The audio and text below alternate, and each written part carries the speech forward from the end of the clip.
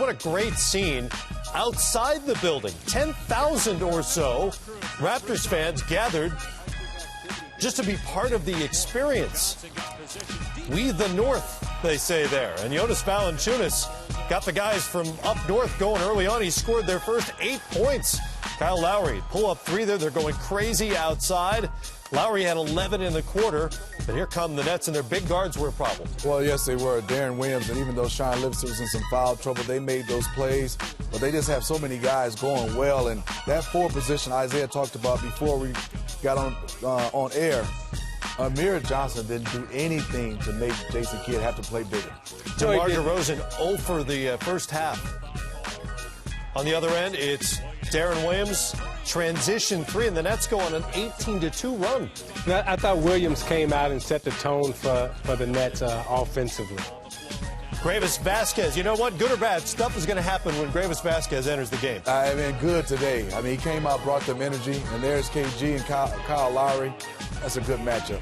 Big old pit bull, and a little pit bull going at it. Now, Valanciunas was called for the foul on the screen. After the whistle, Garnett pushes Lowry, and he gets teed up. Did you agree? Yeah. First scoreless first half in Garnett's playoff career. Williams with a floater. Joe Johnson from Paul Pierce inside. And Brooklyn up 50-46 at the half. Midway through the third quarter, the shot clocks go out. Power issues, secondary clocks on the floor, but they didn't work either. What are we doing? Can we do two-line layups? Two-line layups so we can get warmed up? You're not serious, are you? Well, my guys are older. Great line from Jason Kidd. So here's what we're doing now. The public address announcer now has to count down the shot clock verbally for the players. And to me, advantage, experienced vet guys. Been through it, gonna play through it. Young guys, it could be psychologically messing with them, but give Vasquez a lot of credit. He kept playing in Kyle Lowry. What an effort for those two guys. He knocks down the three there. Brooklyn's lead is down to 5. Let's go to the fourth. Joe Johnson can't connect on the other end. Lowry to Patrick Patterson. The Raptors aren't necessarily a running team, but in this matchup, this is maybe an area where they can take advantage. Well, this is where they need to score because in their half-court offense, they don't really have the go-to guys like a Pierce or a Garnett at the end of the game. So they have to score in transition.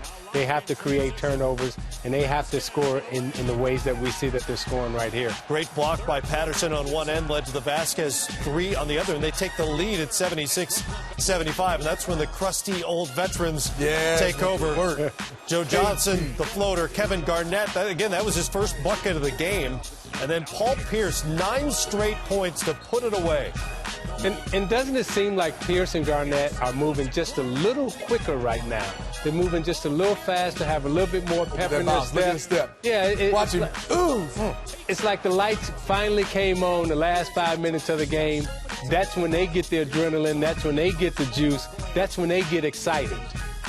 And normally late in games, it's Joe Johnson putting things away for the Nets, but it was clearly Pierce in this game as Brooklyn wins it 94-87. Pierce scored 15, 9 of those in that late game stretch. Johnson had 24, 8 boards, 4 assists along the way. D. Will also went for 24. And Lowry, well, the Raptors would have been lost without him because he was aggressive throughout the game. With DeMar DeRozan, their all-star, going 3 of 13. Lowry's 22 were huge, and Vasquez off the bench, obviously big points for him.